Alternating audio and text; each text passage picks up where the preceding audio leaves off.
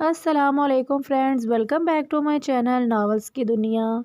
Friends, ہم اپنے novel عشق سبحان اللہ کا نیکسٹ پارٹ آج سٹارٹ کرتے ہیں۔ سپوٹ لائٹس کی روشنی میں مشال اور زوریز ایک ساتھ وہاں پہنچے تو ہر نظر ان پر ہی تھی۔ مشال وائٹ اور بلو کنٹراسٹ کی کرتی سٹائلش فراک میں تھی، جبکہ زوریز جینز پر بلو بلیزر کے ساتھ وائٹ شرٹ پہنے ہوا تھا۔ سب ہی نے اس خوبصورت جوڑے کو سراہا تھا۔ مشال زوریز کے ساتھ شرسار سے چل رہی تھی، جبکہ زوریز حیران سا اس کی یہ خوشی نوٹ کر رہا تھا۔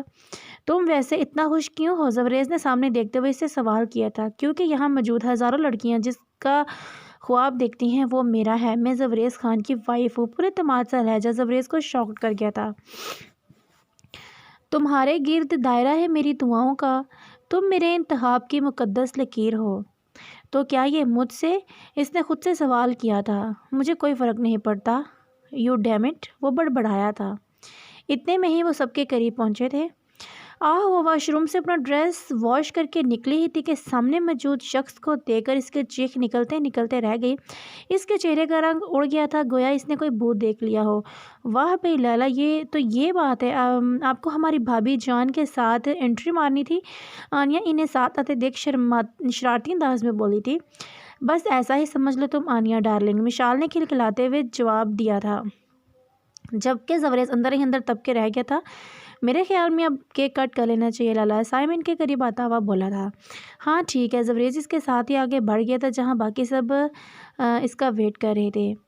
آپ یہاں؟ اسے دیکھ کر ذروا گھبرا گئی تھی۔ کیوں؟ جب وہ زوریز بنا کسی رشتے کے تمہارے روم میں آ سکتا ہے تو میں تمہارا شوہر ہو کر یہاں نہیں آ سکتا؟ ظاہر نے کاٹدار لہجے میں بولتے ہوئے ذروا کے وجود کو پورے قد سے زمین پر لاپٹ تھا۔ اس کا برف سا سرد چہرہ ذروا کو وہیں منجمد کر گیا تھا۔ یہ کیا بکواس ہے؟ آپ ہوتے کون ہیں میرے بارے میں ایسی بیہودہ بات کرنے والے؟ آپ کو شرم آنی چاہیے کسی بے قصور کے دامے پہ یوں کیچڑ اچھالتے ہوئے۔ مسٹر ظاہر خان افریدی، جب بات کردار پہ آئی تو ذروا غصے سے گھبرائی تھی۔ اور just shut up you stupid selfish girl, زبان سنبھال کے بات کرو۔ ظاہر اس سے زیادہ تیز لہجے میں بولتا اس کے قریب آیا تھا۔ ذروا سہم کے پیچھے ہٹی تھی۔ دیکھیے میں نے کچھ نہیں کہا آپ کو، اب خود مجھے ذروا کی بات بیچ میں ہی رہ گئی تھی۔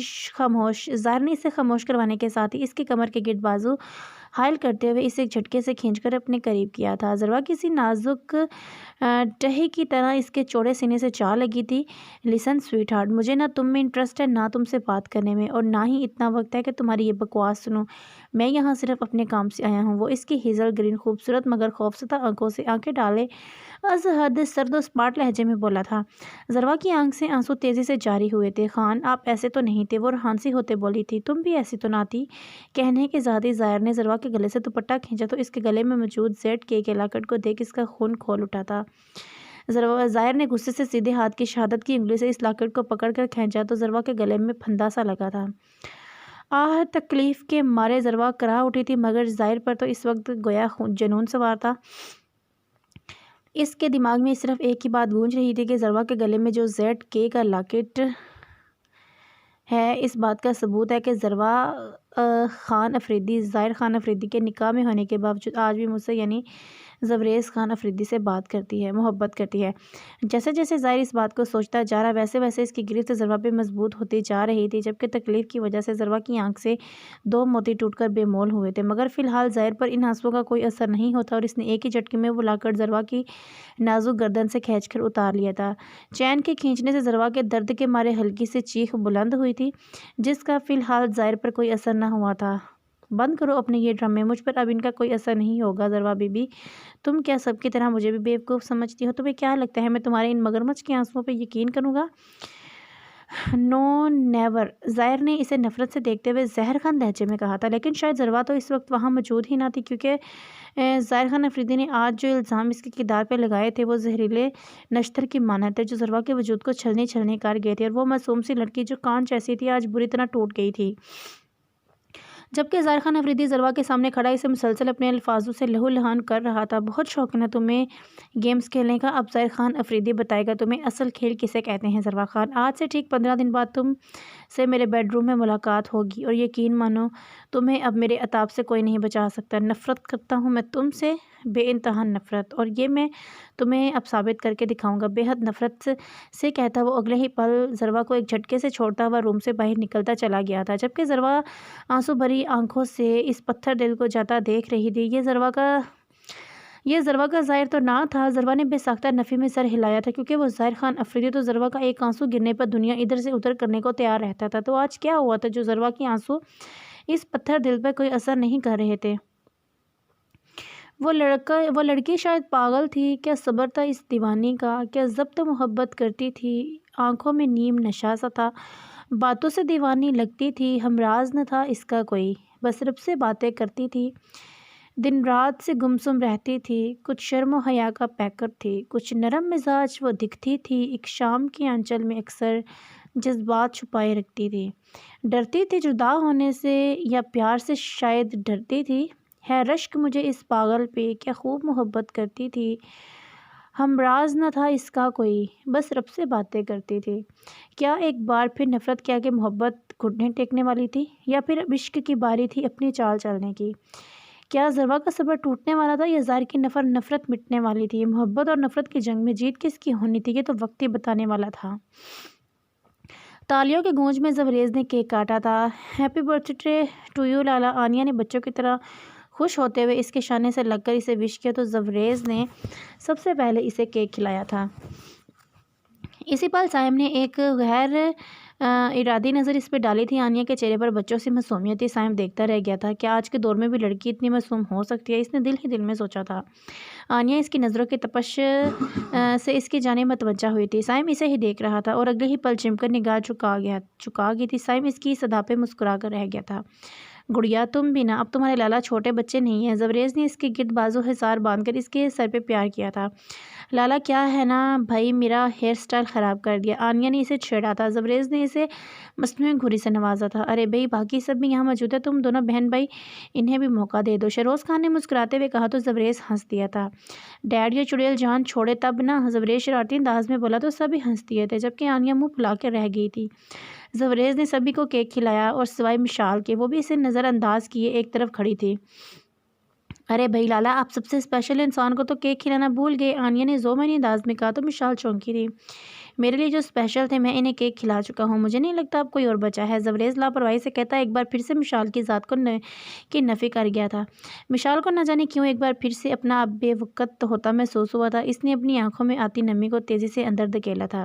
اس پل اس کا دل شدت سے چاہتا کہ اپنی اس یک طرفہ محبت پہ لعنت بھیج کے یہاں سے چلی جائے، مگر وہ ایسا صرف سوچ سکتی تھی۔ ارے لالا، یہ مشال ہے تو؟ سائم نے مشال کا ہاتھ پکڑ کے اسے زوریز کے برابر کھڑا کیا تو وہ بے تاثر چہرہ لیے اس کے ساتھ آ کھڑی ہوئی تھی۔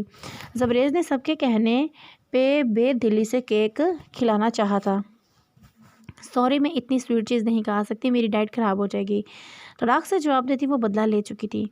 ایز یو وش، زوریز نے تب کر کندھے چکائے تھے اور وہ کیک واپس رکھ دیا تھا۔ اس دن کے بعد اس کا ظاہر سے سامنا نہ ہوا تھا۔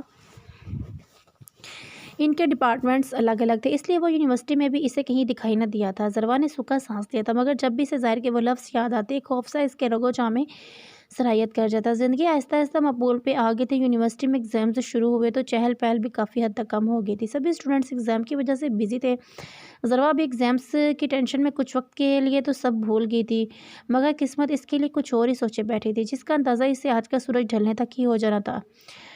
آج ان کا آخری پیپر تھا۔ وہ تینوں بس ابھی ہی پیپر سے فری ہو کر ایگزامینیشن ہال سے باہر آئی تھی۔ یا اللہ تیرا شکر ہے پیپر سے جان چھوٹی، فریال نے کچھ اس انداز سے کہا کہ ضروا اور انیا دونوں ہنس دی تھی۔ تم آرٹس کی اسٹوڈنٹ ہو نا؟ ضروا نے اس سے سوال کیا تھا۔ تمہیں نہیں پتا؟ فریال نے الٹا اسی سے سوال کیا۔ پتہ ہے، جب بھی حیرت کر رہی ہوں کیونکہ آرٹس میں تمہارا یہ حال ہے، اگر تم سائنس کی اسٹوڈنٹ ہوتی تو ہم تو تمہاری دہائیاں سن سن کر ہی مر جاتے۔ ضروا اس کی جانب دیکھ کر شرارت انداز میں بولی تھی۔ اس کی بات پہ آنیا بھی ہنستی تھی۔ ضروا کی بچی رک، فریال ہاتھ میں موجود پانی کی بوتل لیے ضروا کی طرف بڑھی تو ضروا فوراً وہاں سے بھاگی تھی۔ فریال نہیں، ضروا نے اس کے تیور بھانپتے ہوئے اسے باز رکھنا چاہا تھا۔ یس ضروا، فریال آنکھوں میں شرارت لیے ہنستی ہوئی اس کی جانب بڑھ رہی تھی، جبکہ آنیا انہیں دیکھ کے مسکرا رہی تھی۔ فریال دیکھ، میں بات نہیں کروں گی، اگر مجھ پر ایک بوند بھی پانی گرا تو، ضروا نے اسے وارن کیا اور ساتھ ہی الٹے قدموں پیچھے ہٹتی ہوئی پلٹی تھی۔ اسی وقت وہ اپنے پیچھے موجود شخص سے بری طرح ٹکرائی تھی۔ کچھ وقت کے لیے تو اس کی آنکھوں کے سامنے اندھیرا چھا گیا تھا۔ اسے سمجھ ہی نہیں آیا کہ وہ جلدی جلدی میں کس سے ٹکرائی ہے۔ یا اللہ میرا سر! ذروہ اپنا چکراتا ہوا سر سنبھال کر پیچھے ہٹی تو سامنے کھڑے شخص پر پڑی تو خوف کے مارے اس کی آواز بند ہوئی۔ Oh God! I can't believe this again you! یہ تم بار بار میرے راستے میں ہی کیوں آتی ہو؟ یا بہت شوق ہے شاید تمہیں مجھے چھونے کا؟ نفرت سے بھرے اور ہتک امیز انداز میں سوال کرتا وہ شخص ظاہر خان تھا۔ اس کا زہریلا طنز سے بھرا لہجہ ذروہ کے دل کے ٹکڑے کر گیا تھا۔ اس کے اس قدر نفرت بھرے انداز پہ ذروہ کی خوبصورت آنکھوں میں نمی سی تیر گئی تھی، جسے چھپاتی وہ بنا جواب دیے منہ پہ ہاتھ رکھ کر تیزی سے وہاں سے بھاگی تھی۔ وہ اندھا دھند دوڑتی یونیورسٹی کا گیٹ پار کر گئی تھی۔ ظاہر سر جھٹک کر دوسری جانب مڑ گیا تھا۔ یہ شام 5 بجے کا وقت تھا۔ وہ بس ابھی سو کر اٹھا تھا۔ وہ آج ہی آخری پیپر سے فارغ ہوا تھا اور اس کا ارادہ مزے سے سو کر اپنی نیند پوری کرنے کا تھا، کیونکہ وہ اپنی پڑھائی کے معاملے میں بے حد سیریس تھا اور ایگزامز کے دنوں میں تو وہ رات بھر جاگ کے پڑھائی کرتا تھا۔ سائم ابھی اٹھا ہی تھا کہ اسی وقت اس کے روم کا ڈور نوک ہوا تھا۔ اوہ گاڈ! ابھی سو کے اٹھا ہوں، اب کون آ گیا؟ سائم بڑبڑاتا ہوا دروازے کی جانب بڑھا تھا۔ سائم بابا، یہ پارسل آیا ہے آپ کے لیے۔ ملازم نے ایک کافی بڑا پارسل اسے تھمایا تھا۔ دیکھنے میں تو یہ کوئی پینٹنگ ہی لگتی ہے۔ سائم نے پارسل لیتے ہوئے اندازہ لگایا تھا۔ اوکے تھینکس، اب تم جاؤ۔ وہ ملازم سے پارسل لے کر روم میں آ گیا تھا۔ سائم نے اس پہ لگا کارڈ دیکھا تو اس میں وہی مخصوص جملہ لکھا ہوا تھا، یور ویل وشر۔ سائم پڑھ کے مسکرایا تھا۔ اس نے کچھ سوچتے ہوئے پارسل کھولا تو اس میں ایک بے حد خوبصورت پینٹنگ تھی، جس میں ایک شہزادہ ایک بے حد خوبصورت جزیرے میں گھوڑے پر سوار دوڑتا ہوا ایک جانب جا رہا تھا اور کچھ دور ایک لڑکی اپنا فراک پکڑے کھڑی مسکرا رہی تھی۔ وہ شاید اس کی شہزادی تھی اور اپنے شہزادے کا انتظار کر رہی تھی۔ یہ خوبصورت منظر شاید بھیجنے والے کے جذبات کی عکاسی کر رہے تھے، جسے دیکھ کے سائم کے لب مسکرائے تھے۔ اسی وقت ایک نظر اس کی ایک چیز پہ پڑی جسے دیکھ کے وہ چونکا تھا۔ اوہ سو مس آنیہ خان افریدی، میرا شک صحیح تھا، یو آر مائی ویل وشر۔ ہم انٹرسٹنگ، آہستہ سے کہتے ہوئے سائم زیرلب مسکرایا تھا۔ Hello every one. وہ سب اس وقت ڈائننگ ٹیبل پہ موجود تھے جب وہ ایک ادا سے سب کو مخاطب کرتا ڈائننگ ہال میں انٹر ہوا تھا۔ اسے دیکھ کر ذروہ کا تو رنگ زرد پڑا تھا، اس سے اس کی روح فنا ہونے کو تھی، تو گویا ایک اپنی بات پوری کرنے وہ آن پہنچا تھا۔ لالا، سائم اٹھنے لگا تھا مگر سفیر خان کے گھوری نے اسے وہیں بیٹھنے پہ مجبور کر دیا۔ کیوں آئے ہو اب تم یہاں؟ سفیر خان اسے گھورتے ہوئے پوچھ رہے تھے، مگر لہجہ آج اس دن کی طرح سخت نہ تھا۔ شاید انہیں اپنی غلطی کا احساس ہونے لگا تھا۔ ایک اپنے ضروری کام سے، وہ صرف اتنا بولا تھا۔ بلیک جینز پر گرے شرٹ اور ملٹری سٹائل بلیک جیکٹ پہنے، دونوں ہاتھ پاکٹ میں ڈالے کھڑا سفیر خان کو وہ بے حد خودسر اور ہٹ دھرم لگا تھا۔ ارے سائم، ذروہ اور مشال، بیٹا دیکھو، میں نے تم تینوں کا فیورٹ چاکلیٹ کیک۔ بلوشہ بیگم بولتی ہوئی ڈائننگ ہال میں انٹر ہوئی تھی، مگر سامنے کھڑے ظاہر کو دیکھ کے ان کی بات منہ میں ہی رہ گئی۔ تم آ گئے ظاہر؟ وہ کیک ٹیبل پہ رکھ کر اس کے قریب پہنچی تھی۔ جی ممی، بس مجھے یہاں آنا ہی پڑا۔ ظاہر نے ان کے دونوں ہاتھوں کو چوم کر آنکھوں پر لگایا تھا۔ بلوشہ بیگم کی آنکھیں نم ہوئی تھیں۔ بلا شبہ ظاہر خان افریدی ان کا بے حد فرما بردار بیٹا تھا، مگر نہ جانے کیوں قسمت نے اسی کے ساتھ یہ کھیل کھیلا تھا کہ بے قصور ہوتے ہوئے بھی وہ جلاوطنی کی سزا کا حقدار ٹھہرا تھا۔ اس کی آنکھوں کی ویرانی دیکھ ان کا دل دک دک جاتا تھا۔ وہ اس کے مضبوط بازوؤں کے گھیرے میں آگے آئی تھیں۔ بیٹھو بیٹا۔ نگین بیگم نے اسے بیٹھنے کا اشارہ کیا۔ نہیں چچا جان، آج میں یہاں ایک بہت ضروری کام سے آیا ہوں، بیٹھنے کا وقت نہیں ہے فی الحال۔ وہ مسکرا کر کہتا ذروہ کے ساتھ ساتھ باقی سب کو بھی چونکا گیا تھا۔ کون سا کام بیٹا؟ بلوشہ بیگم نے پوچھا تھا۔ دراصل بات یہ ہے کہ فرقان چچا جان، میں آج آپ سے اپنی امانت لینے آیا ہوں، پرسکون انداز میں بولتا وہ ذروہ کے سر پہ دھماکہ کر گیا تھا۔ باقی سب بھی شوق تھے، انہیں اندازہ نہ تھا کہ وہ اتنی جلدی اپنا مطالبہ لے کر آ جائے گا۔ کیا مطلب ہے تمہارا؟ سفیر خان نے غصے سے پوچھا تھا۔ سمپل ورڈز میں بتا دیتا ہوں، میں ذروہ کو رخصت کروانے آیا ہوں، تو جیسا میں نے کہا آپ صرف وہ کریں، ورنہ میں اس پہ ہر قسم کا حق رکھتا ہوں، آپ مجھے اسے لے جانے سے روک نہیں سکتے۔ Cause she is my wife, وہ ضدی رٹا لہجے میں بولتا۔ سفیر خان کو ایک بار پھر سے تیش دل آ گیا تھا۔ بلوشہ بیگم بھی شوق میں تھی۔ ظاہر نے بولنے کے ساتھ ہی ذروہ کو اسمائل پاس کی تھی، جو کسی نے نوٹ نہ کی تھی، مگر اس کی اتنی بے باکی کو دیکھ ذروہ کا سر جھک سا گیا تھا۔ اس سے پہلے کہ وہ کوئی جواب دیتے فرقان خان بول پڑے تھے۔ میں تیار ہوں ظاہر بچے، ذروہ اب تمہاری امانت ہے، مگر میری ایک شرط ہے۔ فرقان خان نرم اور پرشفقت لہجے میں بولے تھے۔ ذروہ نے سر اٹھا کے فرقان خان کو دیکھا تھا۔ وہ ظاہر سے مخاطب تھے، باقی سب بھی حیران ہوئے، جبکہ ظاہر چونکا تھا۔ میں ضربہ کو پورے رسم و رواج کے ساتھ رخصت کروانا چاہتا ہوں اور تمہیں بھی سب بھی رسموں میں شامل ہونا ہوگا۔ ضربہ میری اکلوتی بیٹی ہے، اس میں میری جان بستی ہے، میں اسے چوروں کی طرح ہرگز بھی رخصت نہیں کروں گا۔ بھتیجی، وہ تم بھی میرے لیے کوئی کام اہم نہیں ہو، اس لیے اب تم فیصلہ کر لو، تمہیں یہ شرط منظور ہے تو بتاؤ۔ اپنے مخصوص نرم لہجے میں ٹھہر ٹھہر کر بولتے وہ ظاہر کو تذبذب میں ڈال گئے تھے۔ سبھی اس کے بولنے کے منتظر تھے، جبکہ ضربہ سہمی ہوئی سے سر جھکائے بیٹھی تھی۔ نہ جانے کیا ہونے والا تھا۔ ظاہر اس سے شدید نفرت کرتا ہے اور وہ اچھے سے جانتی تھی، پر اگر ظاہر کا مطالبہ مان لیا جاتا ہے تو اس کی آئندہ زندگی کیسی ہوگی، یہ سوچ ضربہ کو خوف میں مبتلا کر رہی تھی۔ وہ اچانک چیئر گھسیٹ کر اٹھی تھی اور بنا کسی کی طرف دیکھے وہاں سے بھاگتی چلی گئی تھی۔ سب نے اس کی یہ حرکت اس کی فطری شرم و جھجک سمجھی تھی، مگر ظاہر اس کی کیفیت سمجھ گیا تھا۔ تو تم مجھ سے خوفزدہ ہو، انٹرسٹنگ، تمہارا خوفزدہ ہونا بنتا بھی ہے مسز، اس نے دل میں سوچا تھا۔ اوکے فائن، مجھے منظور ہے، مگر میں یہاں نہیں رکوں گا، سو ڈونٹ فورس می۔ بالآخر اس نے ہاں کر ہی دی تھی۔ اینڈ جس دن بھی آپ کو اپنے یہ سرکس رکھنے ہوں، آئی مین فنکشنز، مجھے سائم انفارم کر دے گا، میں آ جاؤں گا۔ وہ چڑھنے کے سے انداز میں بات مکمل کرتا واپسی کے لیے مڑا تھا۔ بیٹا رک جاتے تم، بلوشہ بیگم آہستہ سے بولی تھی۔ ممی آپ پریشان مت ہو، مجھے اکیلے رہنے کی عادت ہے، سائم ممی کا خیال رکھنا، وہ سائم کو ہدایت دیتا بلوشہ بیگم سے پیار لے کر وہاں سے چلا گیا تھا۔ آپ سب نے اتنا ارجنٹ بلایا تو میں تو ڈر ہی گئی تھی لالا، سمہر بیگم صوفے پہ بیٹھتی ہوئی بولی تھی۔ یہ صبح کے 10 بجے کا وقت تھا جب بلوشہ بیگم نے انہیں اور شیروز خان کو گھر پہ بلایا تھا۔ اس وقت لانچ میں سبھی بڑے موجود تھے، جبکہ ینگ جنریشن باہر ہال روم میں تھی۔ بلوشہ بیگم اور سفیر خان نے انہیں ساری بات بتائی تھی، جسے سن کے وہ حیران ہوئی اور خوش بھی۔ یہ تو اچھی بات ہے لالا، ضربہ اپنے گھر کی ہو جائے گی، ظاہر کوئی غیر تو نہیں، گھر کا بچہ ہے، اسے کوئی پریشانی بھی نہیں ہوگی، وہ مسکرا کے بولی تھی۔ بلکہ میں تو کہتی ہوں، بلکہ آپ سے عرض کرتی ہوں، آپ ہماری بہو کو بھی رخصت کرنے کی تیاری کریں۔ ضربہ اور مشال کا نکاح ساتھ ہوا ہے تو ہم ہماری بچیوں کو ایک ساتھ ہی رخصت کریں گے، کیوں شہروز؟ سمہر بیگم نے بات مکمل کر کے شور سے لائے لینا چاہی تھی۔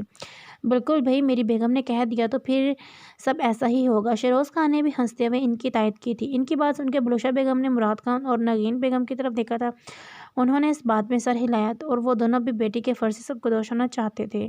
ٹھیک ہے پھر آج ڈیٹ فائنل کر لیتے ہیں، سفیر خان نے مسکراتے ہوئے کہا تھا۔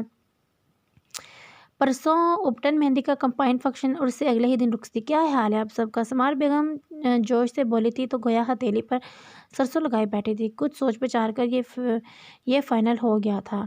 ضربہ روم میں بند تھی، اسے آنیا کے ذریعے یہ خبر ملی، جو کہ اس کے لیے خوشی کی خبر ہرگز بھی نہیں۔ اسے لگا تھا جیسے اس پہ موت کا فرمان جاری کر دیا گیا ہو۔ وہ آنیا کے جاتے ہی گھٹنوں میں سر دے کے رو رہی تھی۔ یا اللہ، وہ تو مجھ سے اتنی نفرت کرتے ہیں، میں ان کے ساتھ رہوں گی، اس نے روتے ہوئے سوچا تھا۔ میرے ساتھ ہی ایسا کیوں ہوتا ہے؟ وہ ZK کا لاکٹ میری ماما کی آخری نشانی ہے، جو مجھے بابا جان نے میرے 18ویں برتھ ڈے پہ دی تھی، مگر یہ خان اسے نہ جانے کیا سمجھ گئے، میری اتنی قیمتی چیز مجھ سے چھین لی، ان کا بس چلے تو میری سانسیں بھی مجھ سے چھین لیں۔ پھر انہوں نے مجھ سے نکاح کیوں کیا جب وہ مجھ سے اس قدر شدید نفرت کرتے ہیں؟ ضربہ نے سوچتے ہوئے کرب سے آنکھیں موند لیں۔ اس رات اس کی نازک گردن میں چین کھینچنے کی وجہ سے خراشیں سی آ گئی تھیں، جس میں اسے ابھی بھی جلن محسوس ہوتی تھی۔ لیکن میں نے ایسا کون سا گناہ کر دیا مالک، جو وہ مجھ سے اتنی نفرت کرتے ہیں؟ میرے دل کا حال تو جانتا ہے، میں نے اس نکاح کو دل سے قبول کیا ہے، مگر خان کو میں بالکل بھی نہیں پسند، اور اب نہ جانے وہ میرے ساتھ کیسا سلوک کریں گے، اس نے سہم کے سوچا تھا۔ لیکن اب میرے مہربان رب، میں تیری رضا میں راضی ہوں، بس تو کچھ ایسا کر دے کہ میں ان کی یہ نفرت آسانی سے سہ جاؤں۔ وہ دل ہی دل میں اللہ پاک سے مخاطب تھی، جو ہر کسی کے دل کا حال جانتا ہے، اور بے شک وہ 70 ماہوں سے زیادہ پیار کرنے والا رب اپنے کسی بندے کی پکار رد نہیں کرتا۔ تو کیا پتہ آج اس معصوم لڑکی کی پکار بھی سن لی گئی ہو؟ خواب آنکھوں میں سجائے ہوئے کچھ معصوم سے لوگ زندہ رہنے کی تمناؤں میں مر جاتے ہیں۔ 3 دن کے اندر اس کی اور مشال کی شادی کا سن کے وہ ہتے سے اکھڑا تھا۔ اس میں اتنا شاکڈ ہونے والی کون سی بات ہے زبریز؟ جب ہم نے تمہارا نکاح کیا تو رخصتی تو ہوگی، اور تم ایسے بیہیو کر رہے ہو جیسے یہ سب تمہیں معلوم ہی نہ ہو۔ اس کا انداز دیکھ کر سمہر بیگم تب بھی تو گئی تھی۔ انف از انف موم، میں اس جنگلی مشال کو ہرگز بھی رخصت نہیں کروانے والا، زبریز چڑ کے بولا تھا۔ زبریز، یہ کس طرح بات کر رہے ہو آپ مشال بیٹی کے بارے میں؟ وائف ہیں وہ آپ کی، اور رخصتی تو ہو گی رہے گی۔ شیروز خان کو مشال کے لیے اس کا انداز پسند نہ آیا، اسی لیے اسے سرزنش کر کے تھے۔ What is wrong with you did? آپ نے نکاح کا کہا، میں نے ہاں کر لی، اب یہ رخصتی وائف اینڈ آل ڈرامہ کیوں کر رہے ہیں؟ ان سب باتوں کا کیا مطلب ہے؟ زبریز نے جھنجھلا کے پوچھا تھا۔ یہ سب تمہیں مذاق لگ رہا ہے؟ تمہیں جب نکاح سے اعتراض تھا تو تم ہم سے پہلے ہی بتا دیتے، اب کیوں اس بچی کی زندگی برباد کرنے پر تلے ہوئے؟ زبریز، میں ہرگز بھی تمہیں یہ ناانصافی نہیں کرنے دوں گی۔ اگر تم نے میری بات سے انکار کیا تو میرا مرا ہوا منہ دیکھو گے۔ بولتے بولتے اسمہار بیگم کی آواز بھر آئی تھی۔ ہاں، کہہ ایسے رہی ہیں جیسے آپ میری بات سن رہی ہیں، زبریز بڑبڑایا تھا۔ یار موم، یہ کیا ہے؟ اب پھر رونا شروع ہو گئی۔ زبریز ہر بار کی طرح ان کے آنسو دیکھ کے نرم پڑ گیا تھا۔ جب میری بات نہیں مان رہے تو مت کہو مجھے موم، اسمہار بیگم چڑھ کے بولی تھی۔ یار ڈیڈ سمجھائیں اپنی وائف کو، مجھے نہیں پسند وہ مشال، زبریز چڑھ کے بولا تھا۔ میں کیا سمجھاؤں؟ صحیح تو کہہ رہی ہیں، وہ تمہاری بھی بہن بیٹی ہے، تم کیسے کسی کی بیٹی سے نکاح کر کے اپنی رخصتی سے انکار کر سکتے ہو؟ خدا کا خوف کرو زبریز، شہروز خان قدرے غصے میں بولے تھے۔ مگر مجھے مشال نہیں پسند تو نہیں پسند، زبریز کی وہی رٹتی۔ کیا خرابی ہے مشال میں؟ اسمہار بیگم اٹھ کر اس کے سر پہ جا پہنچی تھی۔ زبریز کچھ نہ بولا تھا۔ وہ خوبصورت ہے، خوبصورت ہے اور مستقبل کی بہترین فیشن ڈیزائنر ہوگی، تم دیکھنا انشاءاللہ۔ سب سے بڑی بات، وہ تمہارے سگے ماموں کی بیٹی ہے، تمہارا بچپن کی دوست دیکھی والی بچی ہے۔ مجھے تو اس میں کوئی خرابی نہیں دکھتی، مگر تمہارا دماغ زیادہ خراب ہو گیا، اس لیے تمہیں یہ فضول کے خیالات آ رہے ہیں نواب صاحب۔ مگر ایک بات تو میری یاد رکھنا، مشال میری بہو سے پہلے بھتیجی ہے اور میں تمہیں اس کی زندگی سے کھیلنے نہیں دوں گی۔ تم نے اگر کوئی الٹی سیدھی حرکت کی تو مجھے بھول جانا۔ اسمہار بیگم تو گویا پھٹ پڑی تھی اور جی بھر کے اس پہ اپنی بھڑاس نکال کے وہاں سے چلی گئی تھی۔ ان کے جاتے ہی زبریز نے غصے میں ٹیبل پہ رکھا کانچ کا گلاس ہاتھ مار کے دور پھینک دیا اور تن فن کرتا وہاں سے چلا گیا تھا۔ جبکہ شہروز خان ماں بیٹے کی اس جنگ میں سر تھام کے رہ گئے تھے۔ اور تیرے عشق میں حد سے گزر جاؤں، میں جھوٹ کہوں تو مر جاؤں۔ او گرلز یو آر مائن، سب تیرے حوالے لے کر جاؤں میں، جھوٹ کہوں تو مر جاؤں میں۔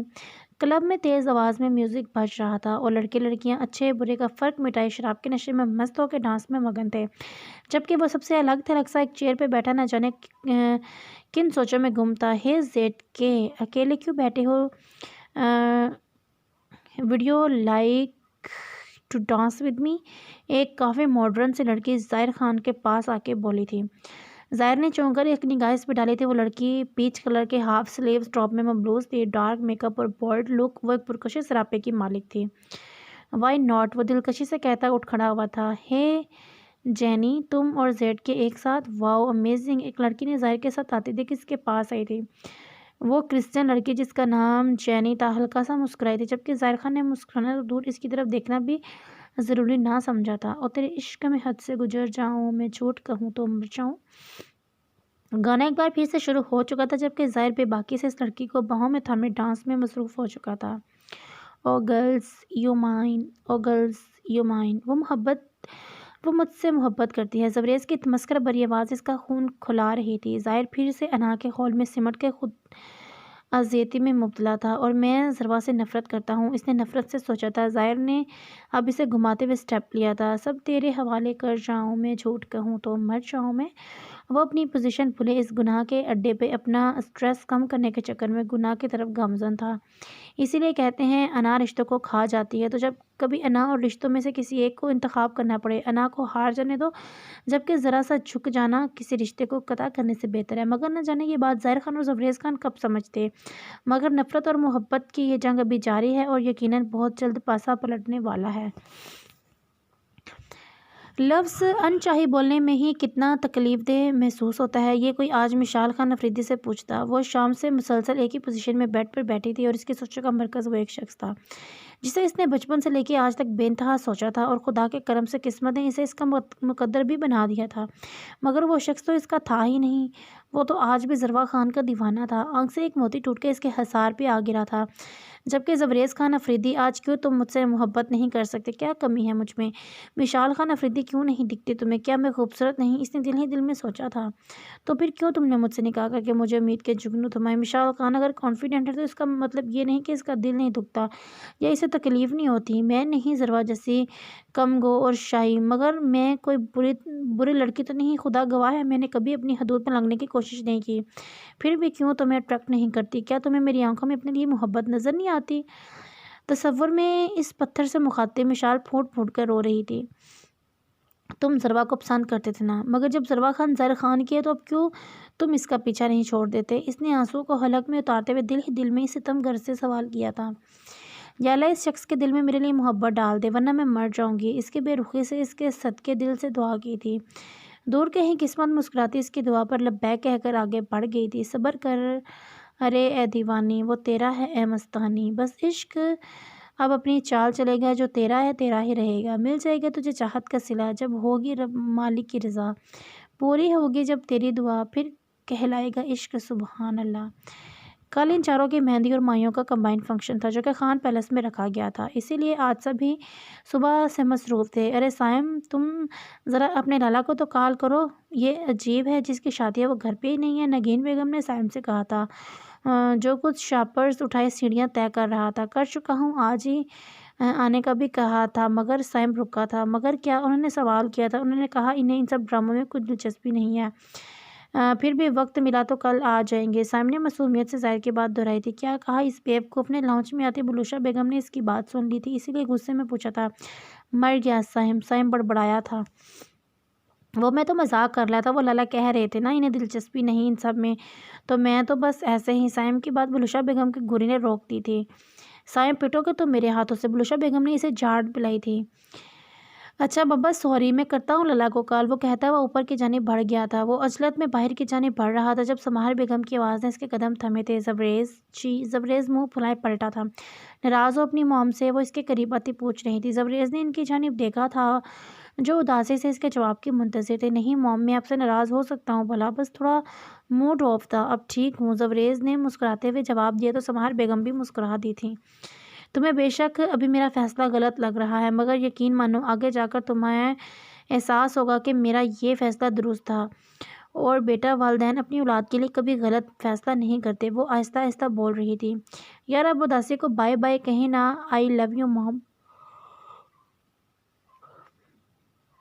زبریز نے مسکرا کر کہتے ہوئے ان کے گرد بازوؤں کا حصار باندھا تھا۔ آئی لو یو ٹو میری جان، سماہر بیگم نے بھی ہنستے ہوئے جواب دیا تھا۔ کچھ سائم کے بار بار اصرار کرنے پر، کچھ بلوشہ بیگم کی خوشی کے لیے وہ بالآخر آ ہی گیا تھا۔ ابھی وہ گھر پہنچا ہی تھا کہ اسے کچن کی لائٹ آن دکھی تھی۔ وہ سوچنے لگا اتنی رات کو اس وقت کچن میں کون ہو سکتا ہے؟ اسے کسی سے بھی کوئی فرق نہیں پڑتا تھا، مگر پھر بھی بے اختیاری وہ دیکھنے کے لیے اسی طرف بڑھ گیا تھا۔ تبھی سے وہ دکھائی دی جس سے آج سے شاید سب سے زیادہ نفرت تھی۔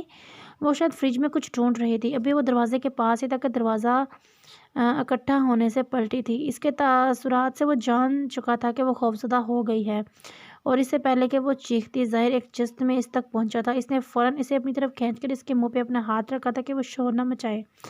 اب سچویشن کچھ ایسی تھی کہ ظاہر خان کا ایک ہاتھ اس کے منہ پر تو دوسرا اس کے گرد حصار باندھے ہوئے تھا۔ ان کے درمیان صرف 1 انچ کا ہی فاصلہ رہ گیا تھا۔ وہ اس کے خوف سے دک دک کرتے دل کی آوازیں بغور سن رہا تھا۔ ظاہر خان کی نیلی سمندر سی آنکھوں میں اس کے لیے عجیب سرد سے تاثرات تھے، جبکہ دوسری طرف ذروا کا چہرہ بھی خوفزدہ تاثرات سے لیے ہوئے تھا۔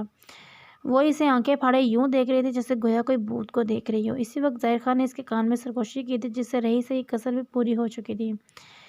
میں تمہاری زندگی جہنم بنا دوں گا۔ ظاہر خان کے زہریلے لفظوں کی کاٹ سے اسے اپنی روح فنا ہوتی محسوس ہوئی تھی، اور اس کی ہیزل گرین آنکھوں میں خوف کی پرچھائی لہرائی تھی۔ اس کی مضبوط آہنی گرفت میں ذروا کا نازک وجود ہولے ہولے لرز رہا تھا۔ ظاہر خان نے غور سے اس کی خوبصورت آنکھوں میں دیکھا جہاں اس وقت صرف خوف تھا۔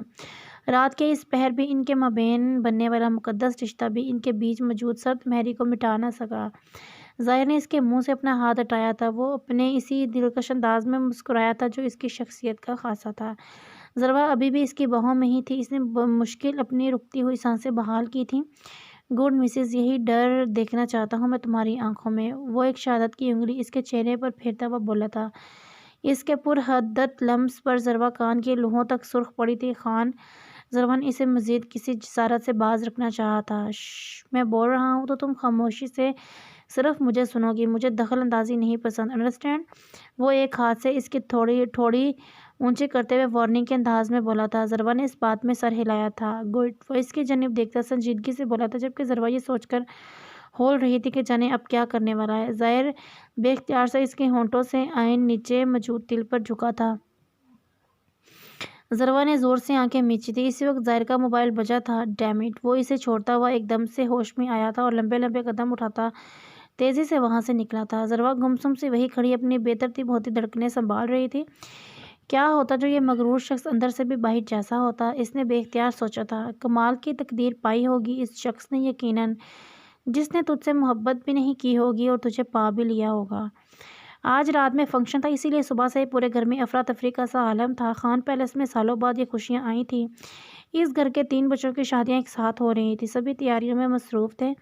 مہمانوں کو ارجنٹ انویٹیشن دے دیے گئے تھے، اسی لیے زیادہ تر مہمان رات کو ہی آنے تھے، مگر پھر بھی گہما گہمی سی تھی۔ یہ ڈریسز ضروا اور مشال کے روم بھجواؤ نگین، بچیاں فٹنگ وغیرہ دیکھ لیں گی۔